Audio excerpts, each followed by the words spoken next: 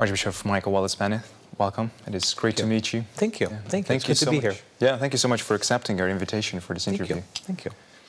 Your Excellency, you were appointed by the Holy Father, Pope Francis, in the beginning of May 2022 as Apostolic Nuncio to Hungary.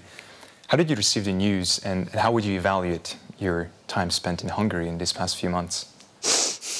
Those are experiences I think that all nuncios always remember, especially changing countries and whatnot. It was a Saturday morning, and I remember it clearly. It was a Saturday morning. It was actually in February when I first found out about my change, about the appointment to Hungary, and it arrived with a message, and the message was that the Holy Father has appointed you Apostolic Nuncio to Hungary, and then the question was, do I accept the designation of the Holy Father? And of course I said... was it an absolute yes? It was an absolute yes.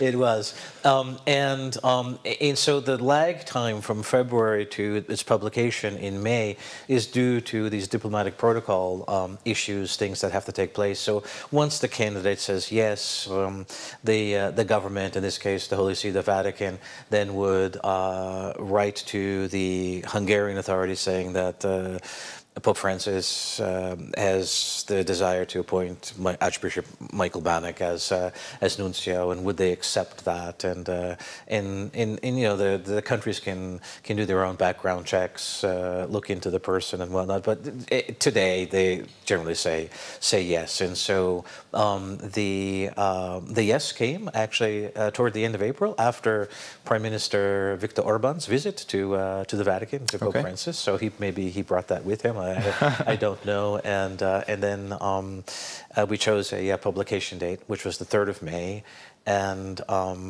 that's a date that's sort of special to me because it's the feast of Philip and James, the apostles, and bishops are successors of the apostles, and so I thought that would be a nice touch to have the appointment as nuncio to Hungary published on that day, dedicated honoring the apostles. So yeah, it's great to be here. It's really great to be in Central Europe. I think Hungary has a long history, a long Christian history, and it's just it's exciting to be able to live through some of those experiences in 2022, 2023 now. I mean, you've been here almost a year in Hungary. What is 6 months? 6 months, yeah. What is your impression of the Hungarian Catholic Church and the people?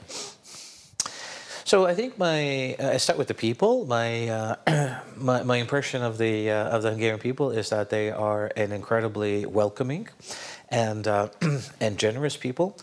Long Christian tradition, long hard-working tradition, long academic tradition, and it's just it's amazing to see how all of this comes together. And I think you see that as well in the church. You see all of those traditions coming together. The church in Hungary, the Catholic Church in Hungary, is very active in the healthcare system, in education, in the educational realm, a leader, if you will, in terms of ecumenical dialogue, excellent relations with other Christian churches, denominations, and superb relations with the Jewish community that is present here in Hungary. And there are also good relations with the Muslim community, although the Muslim community is a small minority. Minority, yeah.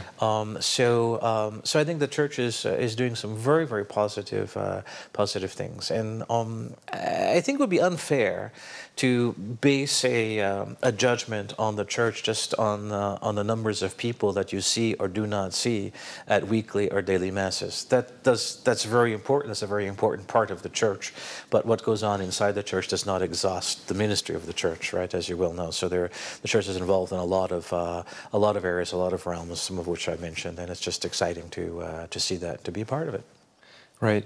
Your Excellency, you've served in war-torn areas and zones before, and you arrived in Hungary, which is bordered by Ukraine, only a few months after the Russian invasion. What do you think of the way the Hungarian government, the Hungarian Catholic Church, and the different civil organizations have been dealing with this crisis?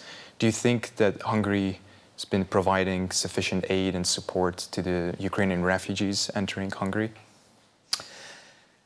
When the war broke out about a year ago now, I was struck by reading in the press, and obviously I was reading it knowing what was happening to me already, the change that was taking place, how the instances of the Catholic Church were actually responding rapidly and generously to the refugees. I'm thinking of Caritas in particular, thinking of what the Sovereign Order of Malta was able to do, where they had people at the train stations and they were there with blankets and food and helping with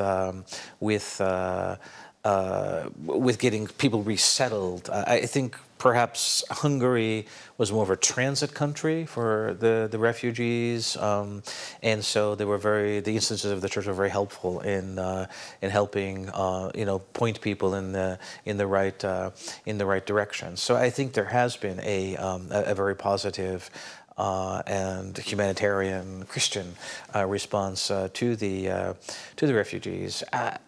When we arrive at ceasefire or peace in Ukraine, I think this is an invitation for the international community to do an examination of conscience. Because for me, it's just, it's very difficult to fathom how we arrived at this point in the year 2022, 2023. With all of the international instances that are there, all of the international organizations, all of the dialogue that we purportedly do, something did not go right. Something went astray. It sort of fell off the track a little bit. So I think when the ceasefire arrives, when the peace is restored, I think the international community has some soul searching to do on this issue. Your Excellency, you've been serving as a Holy See's basically Vatican delegate for over 30 years. And you served as Apostolic Delegate and as Apostolic Nuncio to several West African countries, including Senegal and Mauritania. Could you tell us maybe a little bit about your 10 years of experience in Africa, about the Catholic Church and the faithful? So before Africa, I was in Papua New Guinea, which is in Oceania, near Australia. And what's interesting about Papua is it is the second most populous country in Oceania. Australia has the highest population, I believe, well, at the time was around 18 million. And Papua occupies the second place with 9 million. New Zealand is in third with 4, and then you have the islands there. And what distinguishes Papua is it's a Christian country. And in fact, Christianity is part of the Constitution, where the Constitution recognizes that Papua New Guinea is a Christian country. One of many few countries. One of the few countries that still recognizes that. So in Papua, you have the Catholic Church, the Anglican Church, and the Lutheran Church. Those are the major churches that are working there, and then you have some of the smaller Protestant churches as well. A country that also knows the ravages of war, the whole Bougainville situation. Bougainville is an island of Papua New Guinea to the northeast of Papua mainland, and there's always been some tensions between mainland Papua New Guinea and Bougainville, but even on the west, the whole West Papua question, which involves Indonesia and whatnot. So a country that has known the ravages of war, the consequences of war. West Africa has been a little different in that sense. Senegal is really a West African success story. And Senegal has had 60 years of democracy and peaceful transition of democratic power. The residents are very agitated, animated during the campaigns, but they accept the results of the elections. So there's a peace and there's a tranquility that is present in Senegal, and of course with that comes the opportunities for development, economic betterment, and the like. Cabo Verde and Guinea-Bissau, which at one time were one country, and over the years they've been separated. Even though there's an ocean that separates them, they were one country at one point. Unfortunately, they've known some of the ravages of war, instability, but for the most part, stability has returned to those countries. And the Islamic Republic of Mauritania is a country that has really known peace as well over the years. So. I think the West African countries have a little bit of a different experience in terms, for the most part, they are peaceful. However, some of the countries that border the countries where I served are in full-blown conflicts at this point. So we hope for the best. It's a difficult area, for sure. Yeah. It is. And what were your main duties and responsibilities? And also, what would you say was perhaps the greatest challenge that you faced in the African continent? And also, maybe the greatest fruits that came out of your years of service in the African continent? So I think my daily bread and butter was what any nuncio around the world does. If you look at the documents, look at the Code of Canon Law, the first task of a nuncio is to render more solid the bonds of communion that exist between the local church and the Apostolic See, or the See of Rome. And if you look at that, it says to make more solid. That means that those bonds already exist. So I think the role of a nuncio is to create a greater communion between a local church, say the church in Hungary, and the church in Rome, and that can be done in a lot of ways. We do that. Nuncios do that by speaking with bishops, by visiting dioceses, by representing Pope Francis to those people, by bringing his presence, his message close to them, but then also by being the eyes and the ears of Pope Francis in informing him of the experience of those local churches. In a second role, there's the relations with the government authorities, diplomacy, if you will, in a traditional sense. And so some might ask, well, why would the church be involved in that? There were a lot of historical reasons and there are practical reasons.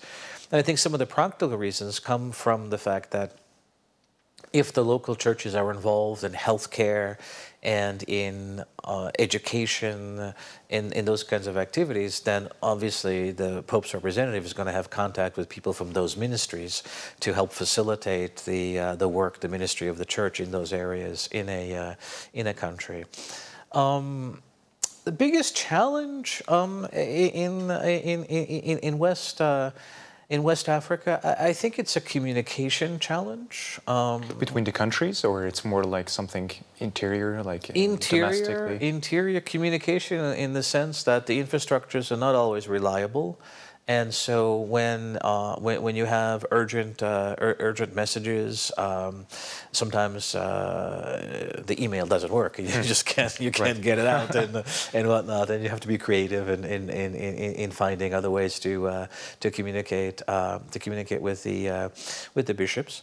I think in a country like Senegal, like the Islamic Republic of Mauritania, which are predominantly Muslim countries, I think that's a challenge as well, to find a common language, to find common points of interest where, from an interreligious perspective, both Christians and Muslims can cooperate together.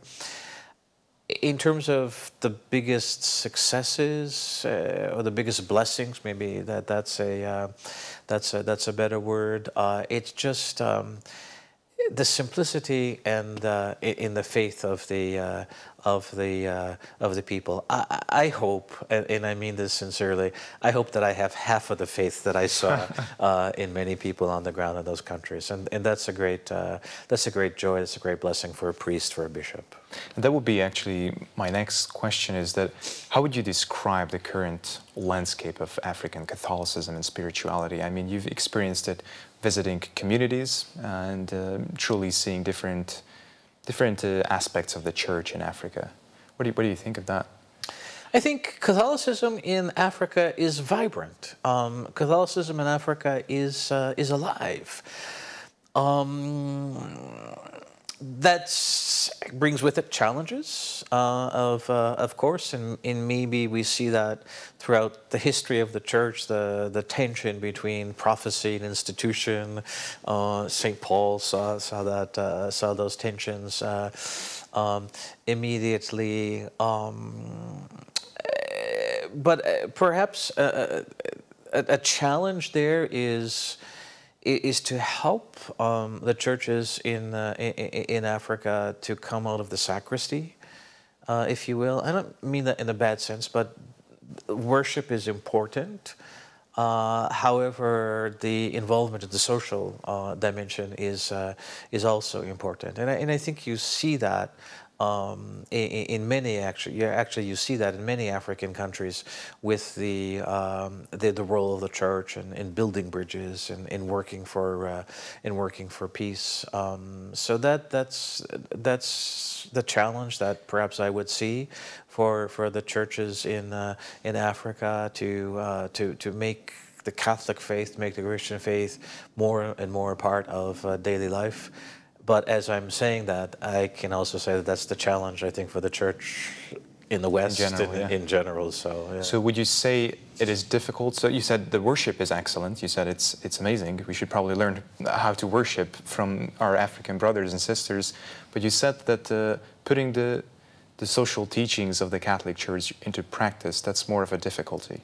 I think that's the challenge, or to say, maybe to express it differently, is then to bring what we celebrate on Sundays inside the church building, to bring that to influence daily lives on all levels afterwards during the week. Pope Francis, after traveling to Democratic Republic of Congo, will be heading to South Sudan on February 3rd. What do you think is the significance of these two apostolic visits to these African countries?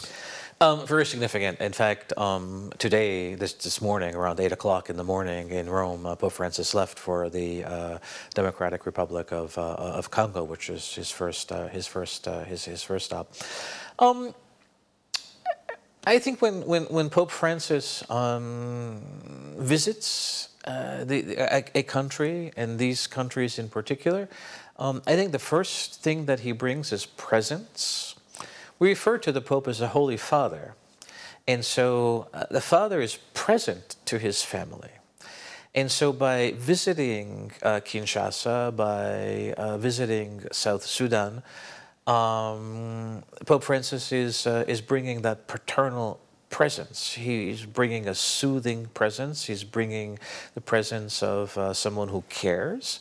But as a good father, he also wants to listen to the concerns of the people who are in those countries. And obviously, Pope Francis travels as a head of state. So apart from that ecclesial dimension of presence and paternal interest and care, there's the more diplomatic, political dimension, and he will have some meetings with the authorities in those countries. And both of those countries have suffered civil wars, continue to suffer from civil wars. So I think the message there is to encourage them to work for common ground, to work for understanding, reconciliation, forgiveness among the different factions, and to work for a united country. So I think in that sense the visit is very, very significant to the Democratic Republic of Congo and South Sudan. Your Excellency, you experienced what it's like working in a non-Catholic, in a non-Christian environment, in fact working in a Muslim environment when you were involved in the the diplomatic reapproachment between the Holy See and the Islamic Republic of Mauritania. What do you think? So we know that the major religion in the Democratic Republic of Congo is Catholicism. But when it comes to South Sudan, however, over 90% of the population is Muslim. What do you think? How will this affect, will this even affect the Pope Francis's visit to South Sudan? And will he be welcomed there just as much as he was welcomed in the Democratic Republic of Congo? Yes, is the answer to that question. I do think South Sudan actually has a higher Christian population. And South Sudan might identify itself as a Christian country, distinguishing itself from Sudan, which is predominantly Muslim. But of course, those are the challenges. So you're right. I began my time in Mauritania, the Islamic Republic of Mauritania, as the apostolic delegate. So just representing, or just being accredited to the church. There's one diocese, the Diocese of Nouakchott, the capital in Mauritania. But very quickly, we were able to establish diplomatic relations with the Islamic Republic of Mauritania. And I might add, it was at their interest. They approached the Holy See and they expressed interest in establishing diplomatic relations with us. And one of the arguments they put forward was wanting to promote interreligious dialogue, work together on some peace issues. And I think there is the challenge to find with non-Christian or with our non-Christian brothers and sisters the common ground where we can work together. I think the map that Pope Francis has charted out for us in Fratelli Tutti, and also in the document that was signed in Abu Dhabi on human fraternity, I think that points the way, and you see more and more Muslim countries, more and more Muslim bodies who are responding to that invitation and are showing willingness, greater openness to dialogue and to work with the Catholic Church. So I think it will affect the visit in the sense that that's the context in which. Right. The Pope is visiting, and so we have to preach the gospel in the context where the Church finds itself. But I'm sure that he will also find the openness and the willingness of the Muslim communities to welcome him and then to work with the Church in those countries. In your experience, what could be the common grounds with our Muslim brothers and sisters? What can we find? What are the areas where we can work together?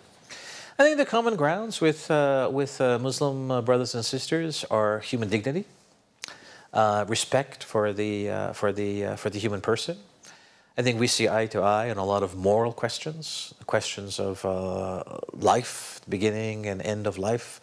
A lot of questions that affect morality in the everyday life. So there is certainly, I think, there's a lot there, and if we focus in on what we have in common, oftentimes we discover that we actually have more in common than what separates us, and that's valid for the Christian ecumenical dialogue as well. Right.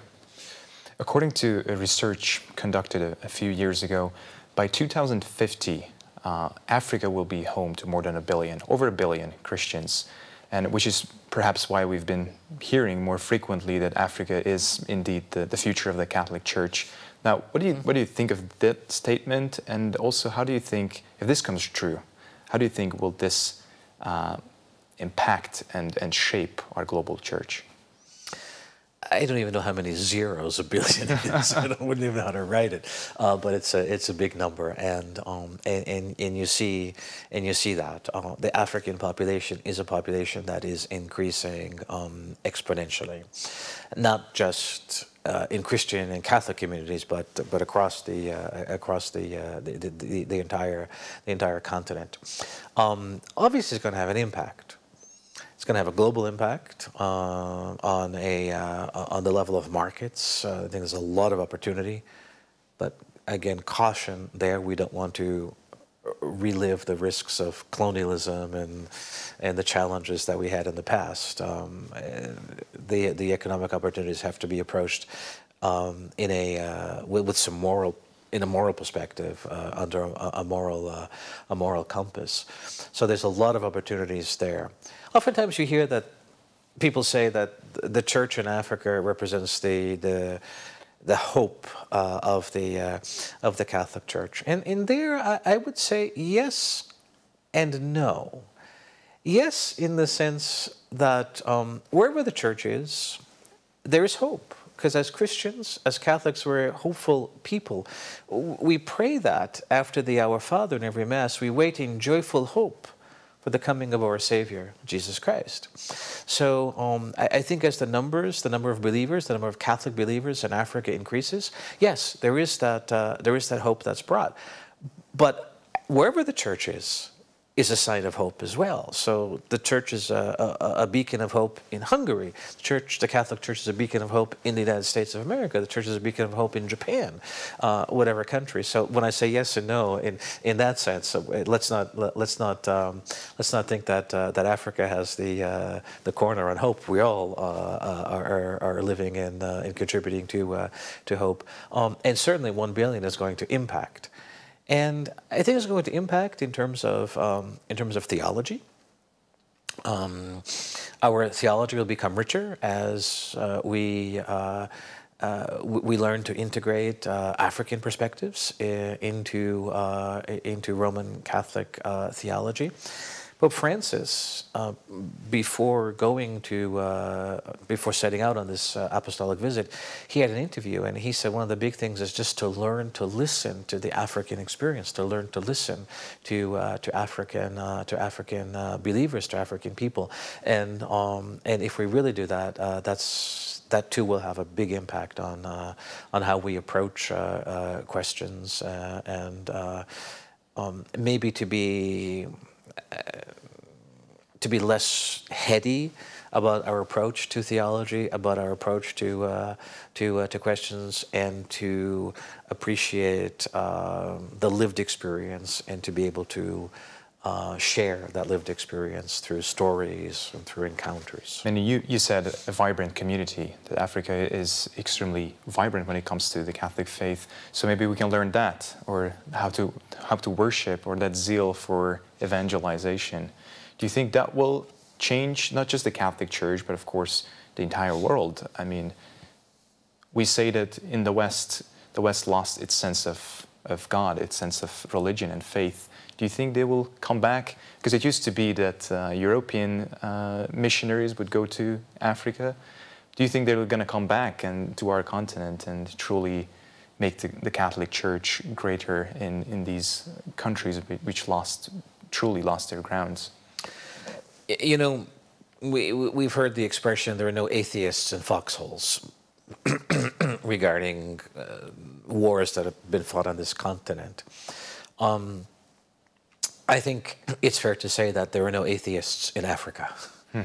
The African psyche, the African character is a very religious character.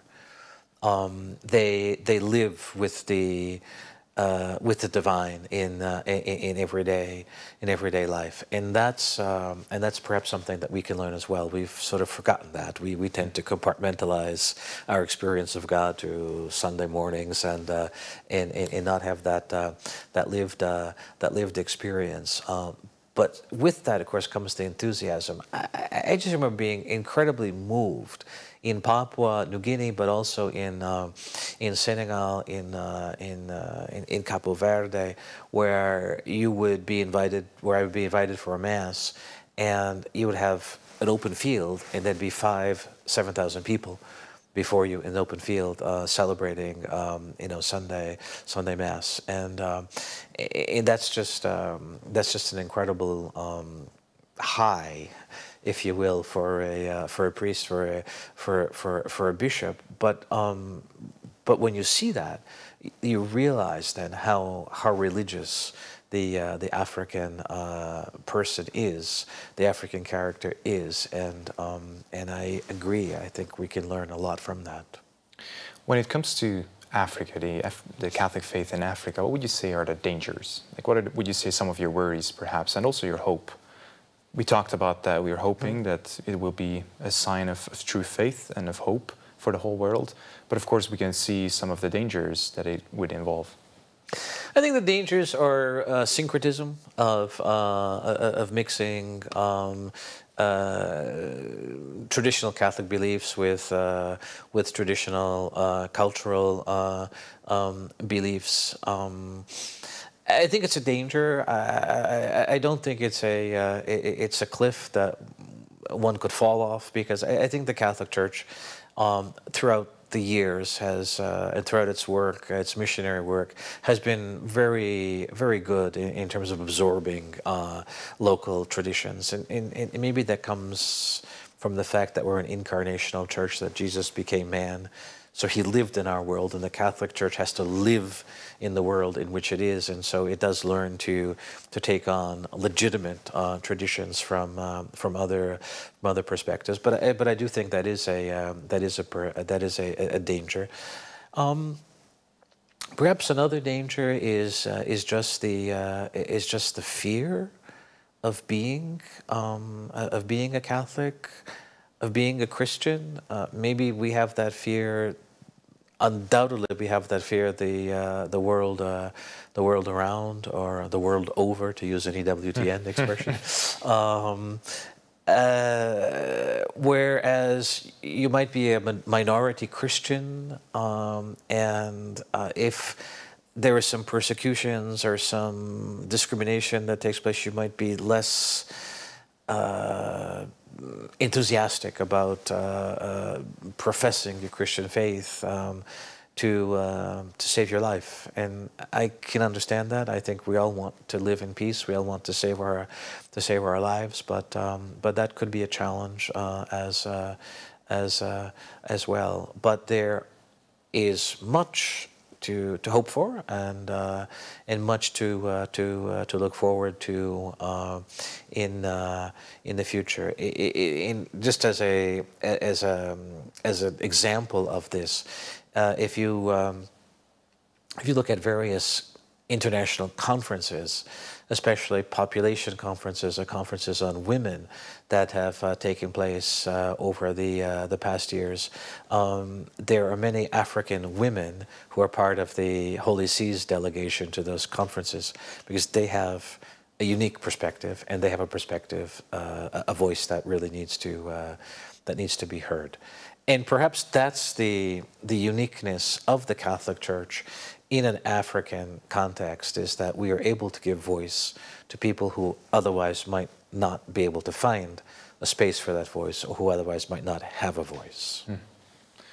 Finally, Archbishop Banach, after Holy Father Pope Francis celebrated the closing Mass of the 52nd International Eucharistic Congress here in Budapest, he promised that he will return to Hungary, possibly in 2023. Now, we've been reading a lot about Pope Francis's health conditions, and we know he has a busy schedule and different responsibilities. Could this long-awaited apostolic visit really happen? Well, like I told you, Africa does not have the corner on hope. You see, there's hope in Hungary. Certainly, the Pope's health condition is a consideration. In fact, this current trip to Africa was supposed to take place last July, but because of the knee problems, the treatment he was going through for his knees, it was postponed. And if I can just go back, I might add something else there. I think something important about the visit to Africa is that it's being done, or at least the visit to South Sudan is being done together with Archbishop Justin Welby, the Archbishop of Canterbury, and the moderator of the Church of Scotland. So it's an ecumenical, it really is an ecumenical visit. It's been defined as an ecumenical witness. Cardinal Parolin, the Secretary of State, defined it as ecumenical witness. And I think that's actually a sign of hope for the ecumenical movement, that maybe our discussion is moving away from theological discussions to doing more things together and showing unity by participating in things together. That's a bit of a parenthesis for answering your questions. But the Holy Father's health is, of course, an issue. I think it's mobility. It's more mobility. I was with him in November. We had a wonderful conversation, and he follows the situation of the Church in Hungary very, very closely, and was very well informed. And hope springs eternal. Right now, there's nothing officially confirmed for 2023. In fact, I don't think there are any other visits officially confirmed for 2023, but hope springs eternal, and who knows? Maybe there'll be some development next few weeks or months on that issue. So continue to hope. Right, continue to hope. Well, if this visit would happen, what do you think would it mean for the Hungarian Church? I mean, the last visit that we had was when Pope John Paul II visited Hungary. In terms of apostolic visit, now, of course, Pope Francis was here for the closing Mass of the International Eucharistic Congress, but what would you say, why is it significant that Pope Francis would visit Hungary? I think Pope Francis's visit to Hungary would be significant for similar reasons, for his visit to the African continent now. Certainly, when Pope St. John Paul II visited Hungary, it was after the fall of communism. There was a newfound enthusiasm and whatnot. It was important that the Church participate in that. So 20, 30 years later, the realities on the ground are very different. Perhaps some of that enthusiasm has disappeared a bit, and so I think Pope Francis would find a very changed Hungary with respect to the 89, 90 visit of Pope John Paul II. But I think the visit would be important to encourage the local Catholic community. Again, that paternal dimension of a papal visit, of the visit of the Holy Father. And I also think would be an important visit to encourage or to show the non-Catholic communities, the non-believers, that the Church is with you. The Church stands with you, and the Church wants to work with you in good faith. And I think that would be a great message to bring and to leave in Hungary. Well, Your Excellency, Archbishop Michael Wallace Banach, thank you so much for your time again. Thank you.